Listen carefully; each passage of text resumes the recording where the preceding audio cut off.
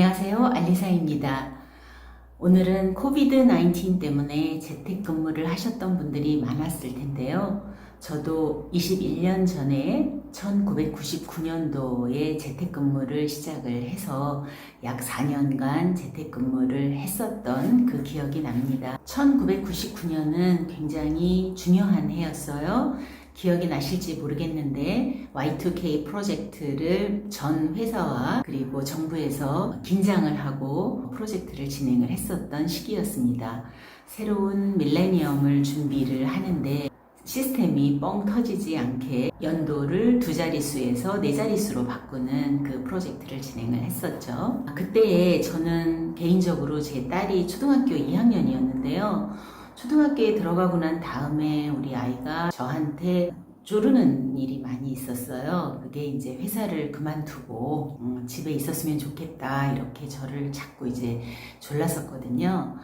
그런데 이제 회사를 그만둘 수는 없고 어떻게 해야 할까 고민을 하다가 싱가포르에 있는 제 매니저에게 제가 제안을 하게 됐습니다. 재택근무를 하겠다고 제안을 했는데 제 매니저가 그거를 승낙을 해서 그때부터 제가 재택근무를 하게 되었습니다. 재택근무를 하기 위한 전제 조건이 있잖아요. 일을 하려고 그러면 회사에서 일을 하거나 집에서 일을 하거나 그 성과가 기본적으로는 같아야 하는 상황이기 때문에 그때 이제 저는 모든 일들을 다 텔레컨퍼런스나 또는 이메일이나 인터넷으로 일을 하고 있었기 때문에 회사 시스템에 다이얼링해서 일을 하는 스피드가 상당히 중요했었어요. 그런데 그때의 인터넷은 쓸만한 상황이어서 재택근무가 가능했었습니다.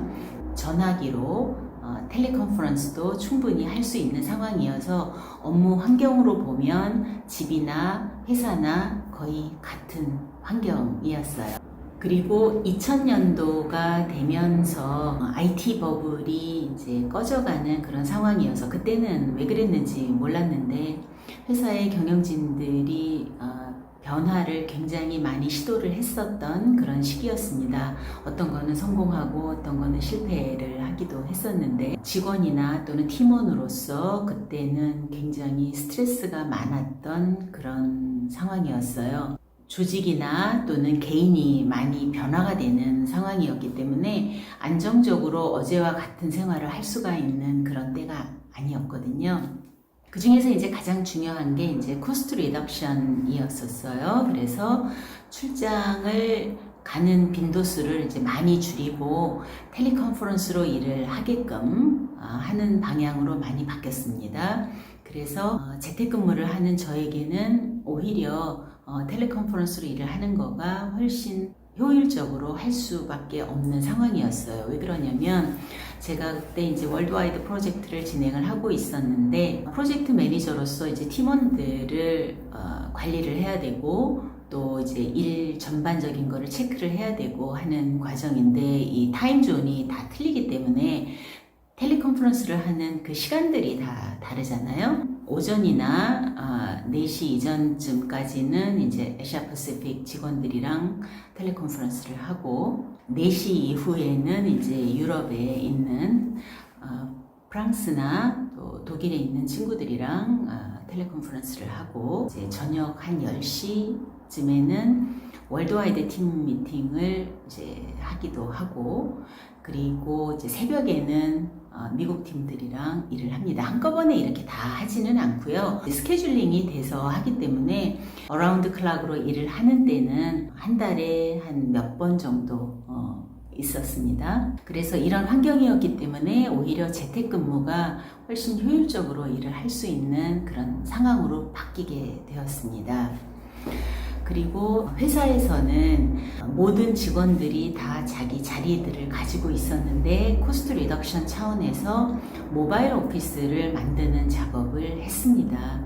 모바일 오피스는 뭐냐면 이제 회사의 스페이스를 좀 더 효율적으로 활용하기 위해서 회사에서 근무를 하지 않아도 되는 직원들이 있거든요. 예를 들면 업사이트로 나가서 일을 하는 세일즈 팀이라든지 또는 엔지니어 팀들이라든지 이런 팀들은 외부에서 일을 하는 시간이 많고 그 다음에 오후에 들어와서 리포트를 만들어서 보고를 한다든지 하는 그런 일들이었기 때문에 비어있는 그 시간 동안에 이제 데스크를 그대로 유지를 하는 거는 비용이 효율적이지 않다. 그래서 반발이 조금 있기는 했지만 다른 베네핏을 조금 주는 걸로 바꾸면서 모바일 오피스를 만들었습니다. 그래서 모바일 오피스에 세일즈 랩이나 또는 이제 엔지니어가 들어오게 되면 자기의 노트북을 인터넷선에 연결을 하게 되면 도킹을 하게 되면 이제 시스템에 들어갈 수가 있어서 일을 할 수가 있고요.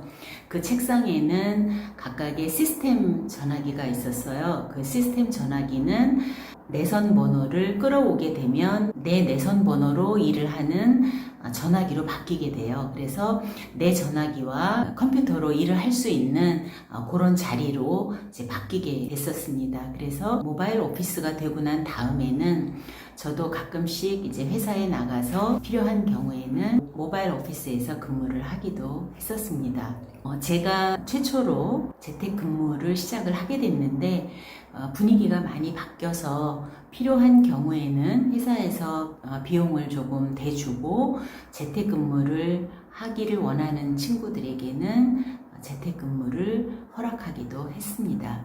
그런데 저희 회사에서 재택근무가 용이하게 진행이 될 수 있었던 가장 큰 이유는 각 직원의 roles and responsibility, 그 사람들의 직무가 정확하게 기재가 되어 있기 때문이기도 했어요.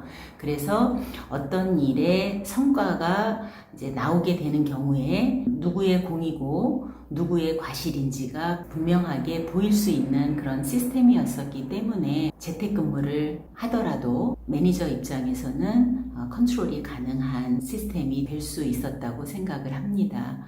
그래서 요즘에 재택근무 많이 하고 계실 텐데요. 제가 재택근무를 할 때 하고 지금 어떻게 다른지 비교를 한번 해볼까 해서 제가 영상을 만들어 봤습니다. 끝까지 시청해 주셔서 감사합니다.